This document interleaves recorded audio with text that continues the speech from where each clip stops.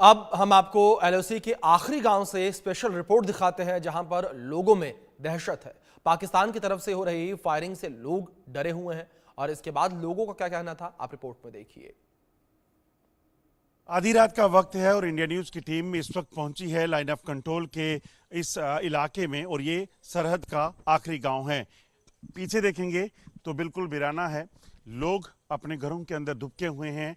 और ये सुंदरबनी सेक्टर का वो इलाका है जहां पाकिस्तान की तरफ से अब आए दिन गोलीबारी की जा रही है।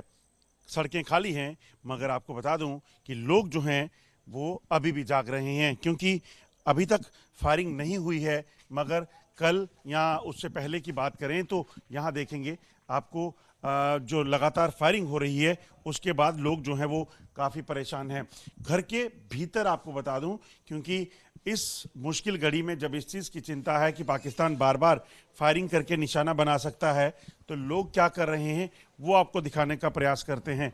यहाँ हम जब पहुँचे, मैं आपको बाहर की तस्वीर आपको दिखाना चाहता था, मगर जब यहाँ पहुँचे तो ये तमाम लोग जो हैं वो बैठे हुए थे परिवार के, और कहीं ना कहीं चिंता इस चीज़ को कि रात को कब पाकिस्तान की तरफ से फायरिंग शुरू हो जाएगी, जिसके बाद पाकिस्तान बार बार मासूम लोगों को निशाना बनाता है।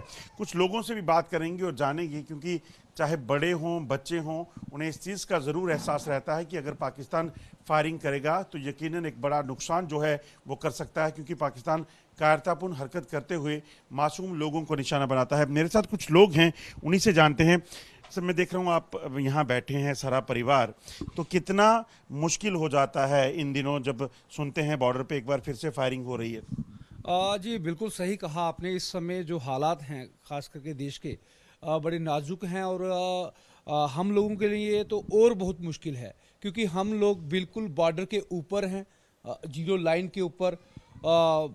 तो ऐसे कई बार हम रात को जब उठते हैं तो ऐसे डर सा लगता है कि कुछ हो ना क्या हो।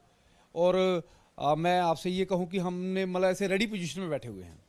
पहले जब फायरिंग होती थी, आपने तो काफ़ी वक्त जो है वो देखा होगा, जब पहले फायरिंग होती थी तब भी आपके गांव को आप लोगों को निशाना बनाया जाता था? जी बिल्कुल, जब भी फायरिंग हुई है सर, तो हमारा ही ये जो क्षेत्र है, खास करके हमारे ये गांव का नाम मत बताइए। जी जी, हमारे जो भी हैं 2 4 5 गांव हैं, यही गांव मतलब के लिए परेशानी होती है। और मैं आपको बताऊं कि सभी लोगों ने यहाँ पर मतलब अपने आप को एक वेल एस्टेब्लिश कर रखा है, अच्छे काम है लोगों के। लेकिन हर 10 15 साल के बाद ऐसा कुछ हो जाता है कि हमारी मतलब जैसे थे हो जाते हैं हम लोग। मेरे साथ कुछ बुजुर्ग हैं इस परिवार के। माता जी, जब फायरिंग होती है आपने तो टाइम देखा होगा, क्या हाल होता है? हाल तो बुरा होता है, भागना पड़ता है। छोटे छोटे। जानबूझ के पाकिस्तान गांव में बम गिराता? हाँ जी। बम तो हमारे ये पीछे घर वो घर है ना हमारा, ऊपर से 3 बम गए थे जब हाँ पिछली बार। तो अब जब फिर से टेंशन है दोनों, तो क्या लग क्या करना बे, देखें क्या होता है। टेंशन चल रही? टेंशन तो होती है, कहाँ जा, सोना भी मुश्किल होता? सोना भी मुश्किल होता है। इस तरीके के हालात हैं, कितना तैयार हैं आप लोग कि अगर फायरिंग हुई तो क्या बंदोबस्त रखे हुए? हम लोगों ने अपने बैग्स पैक करके रखे हुए हैं कि अगर कुछ ऐसा होता तो फिर आगे हमें देखना पड़ेगा, अपना जाना पड़ेगा, आगे निकलना पड़ेगा। अभी जब छोटी छोटी फायरिंग जो हो रही है रुक रुक के, वो तो सुनते होंगे आप? हाँ जी सर, सुनते हैं। हमारे छोटे छोटे बच्चे हैं, फिर हम बैग पैक करके रख देंगे, जाना पड़ेगा फिर सर। लगता है जो ये हो रहा है, पाकिस्तान का कोई सोल्यूशन परमानेंट निकालना पड़ेगा? जी बिल्कुल करना चाहिए, क्योंकि रोज की इस भागम भाग से हम लोग भी बहुत परेशान हो गए हैं। अभी छोटे छोटे बच्चे हैं, आपने जैसे हमारी माता जी ने बताया कि पिछली बार जब फायरिंग हुई थी तो घरों के नज़दीक हुआ था। अब देखिए घरों में बुजुर्ग हैं, हमारे पिताजी हैं जो इस समय बीमार हैं। तो अगर ऐसी कोई सिचुएशन पड़ जाती है तो छोटे छोटे बच्चे आपने देखे होंगे हमारे घरों पे, कहाँ लेके जाएंगे हम? पाकिस्तान कायरतापूर्ण हरकत करता है कि आप लोगों को निशाना बता, मासूम लोगों को निशाना बनाता? बिल्कुल सही, ये एक कायरतापूर्ण हरकत ही है। मतलब ये निशाना भी बनाते हैं हम लोगों को। मासूम लोगों को निशाना बनाना, पहलगाम में जैसे किया, निहत्थे लोगों को निशाना बनाया, आपके गांव को निशाना बनाता है पाकिस्तान। इस बार भी इस चीज़ की चिंता है?